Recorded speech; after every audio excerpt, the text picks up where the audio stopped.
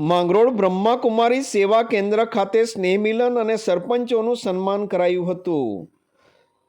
માંગરોળ ખાતે આવેલ બ્રહ્માકુમારી વિશ્વવિદ્યાલય અને બ્રહ્માકુમારી સેવા કેન્દ્ર ખાતે આ કાર્યક્રમનું આયોજન કરવામાં આવ્યું હતું, જેમાં મોટા મિયા માંગરોળ ગાદીના ભાવિ ગાદીપતિ ડૉક્ટર મતાઉદ્દીન ચિશ્તી ઉપસ્થિત રહ્યા હતા અને તેઓના હસ્તે સરપંચોનું સન્માન કરવામાં આવ્યું હતું.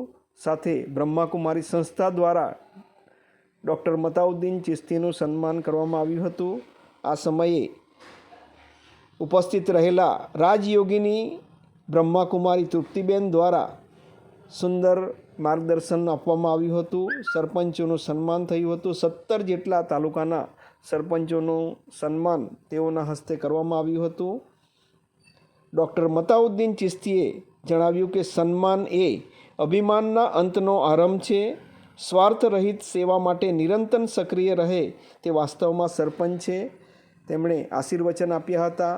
બ્રહ્માકુમારી વિશ્વવિદ્યાલય દ્વારા આ કાર્યક્રમનું આયોજન કરવામાં આવ્યું હતું, જેમાં ડૉક્ટર આશાબેન નાયક તેમજ શારદાબેન, બ્રહ્માકુમારી શારદાબેન વગેરે ઉપસ્થિત રહ્યા હતા. તારીખ 29મીના રોજ આ કાર્યક્રમ યોજવામાં આવ્યો હતો.